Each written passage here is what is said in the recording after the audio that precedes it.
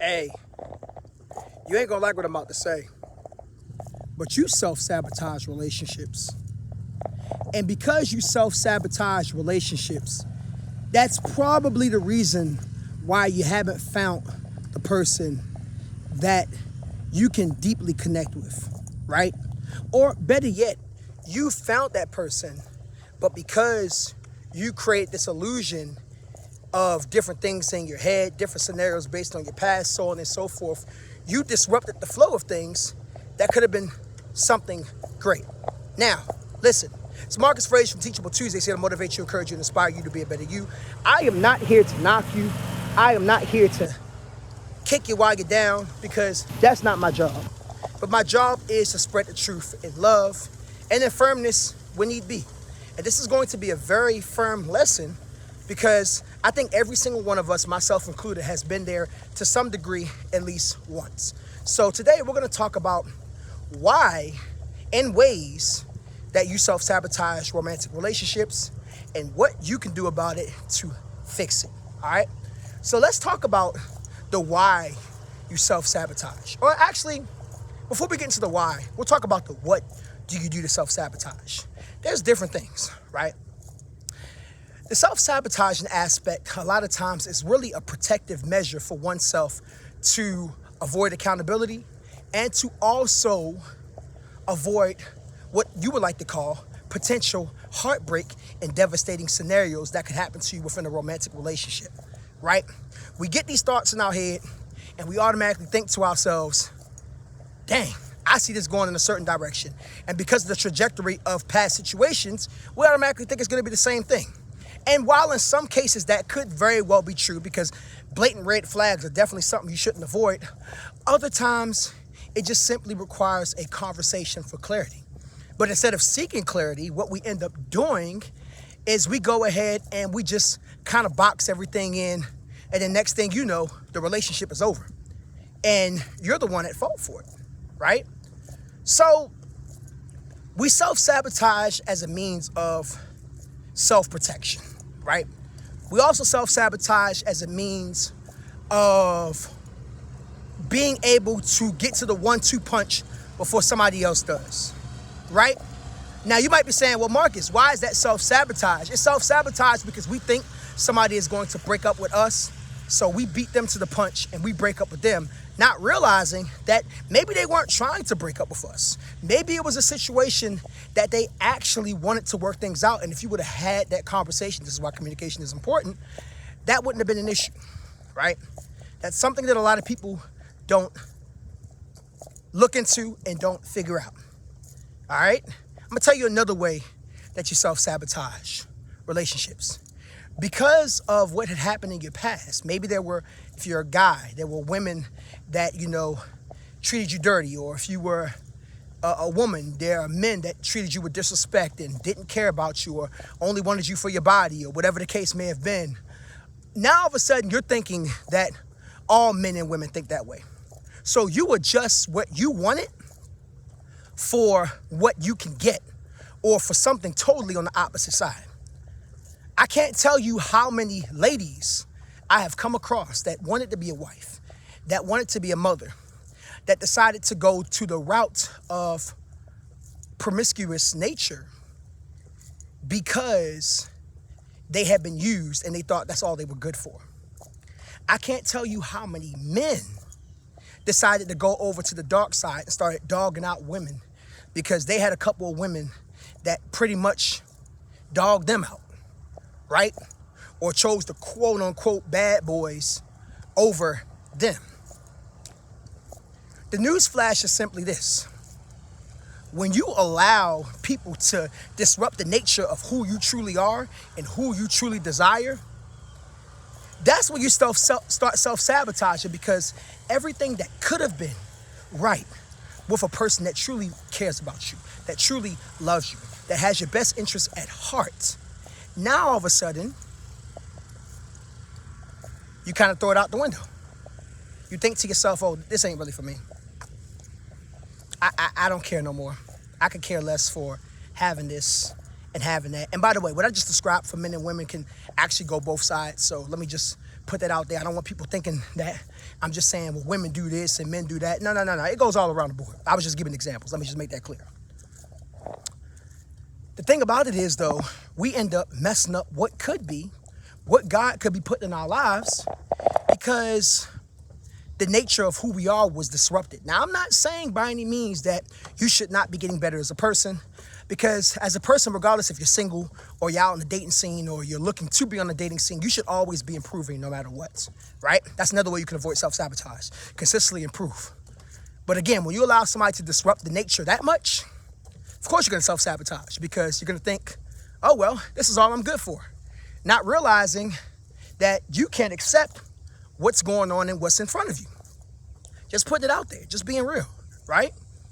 So we talked about what ways do we self-sabotage. Well, why, I should say. Now, what are some ways that we actually self-sabotage? Well, number one, like I said before, again, you try to end a relationship because you think somebody's trying to end a relationship with you. Number two, you don't accept the love that is given to you, and instead you end up using other people the same way you were used. That's a form of self-sabotage as well. And not only that, but it's wicked, because you don't do unto others what has been done to you, at least in a negative manner, right? You're supposed to be treating people better than how you were treated. So why are you using people? And I'm not saying this like I'm holier than thou. Trust me, I've been there where I've definitely been in some wrongful cases. And I had to take accountability for that, right? So when I talk to you guys like this, don't think I'm just speaking to y'all. I'm talking to my past self too. And I'm hoping that my past self and my current self can teach yourself some lessons so you can dig what I'm putting down, right? I can't tell you how many women... Time, 20 minutes, 52 seconds. Distance, 1 mile. Average pace, 23:52 per mile. Sorry about that. Nike app was cutting off. Get my good old cardio in, my little steps in, if you will, right? Anyways, so I can't tell you how many women I've come across, right, that have potentially self-sabotaged relationships with me. Now, I know some of you guys might be thinking, well, Marcus, maybe some of those women just didn't like you. And heck yeah, you're absolutely right. Some of those women did not like me. But there were other ones that literally came back and said, I screwed up. I realized I self-sabotaged what we had or what we could have had, right? And this is no knock on them. This is no offense to them. This is not to make them feel bad, because that's never my goal. But it is an understanding of, if you would have just took time to slow down your mind, because it starts up here, then everything probably would have been good, right? Everything would have been good. I can't tell you how many people I've loved on to where they couldn't handle it. And it wasn't because they weren't capable, but it was because there was something in their mind, something in their psyche that made them feel like, because of how I was treated in the past, you probably gonna treat me the same way. Even though I showed them the total opposite. And to those of you who have been in my position, I wanna let you know, you can't make somebody see you. They have to see you, and they have to be clear enough to see you for what it is. And if they're not, it kind of is what it is. You know what I'm saying? What more can you really put down from that? Really nothing, if I'm being honest with you. One more way that we self-sabotage before we talk about how we can fix it is, a lot of times we go ahead and accept the people that hurt us, or not that hurt us, but we accept people similar to the people that hurt us because it's comfortable, instead of accepting people that can help us on our healing journey, right? When you've been through enough bad situations, I'm not even talking about just romantically, I'm talking about in general, you have to do a process of healing. You have to do a process of getting stronger, being able to get past that, right? You can't really get past that if you are taking in damage from what you've already taken damage from, in a sense. And what I mean by that is, it maybe is not the same person that hurt you, but it's someone of a similar nature that hurt you, right? If I'm allergic to tree nuts, which I am, by the way, if I eat a cashew, My throat gonna swell up, my face gonna swell up, it's gonna be very hard for me to breathe, I'm gonna break out. Why would I go ahead and go to an almond and eat that as well, knowing that it's gonna have the same effect, possibly worse? So we look for comfort in similarities, but we can't heal because there's no difference. It's still a similar product. It's not the same exact product, but it's a similar product, or it's the same environment.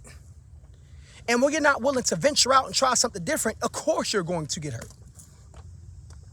Of course you're going to self-sabotage your chances. So, because this video is going on long enough, how in the world do we fix it so that way we can stop self-sabotaging? Number one, you need to pray. Ask God to really help you start the process of your healing. Because you can't see different if you're not willing to be different. And you can't be different unless you're willing to heal what has damaged you, right?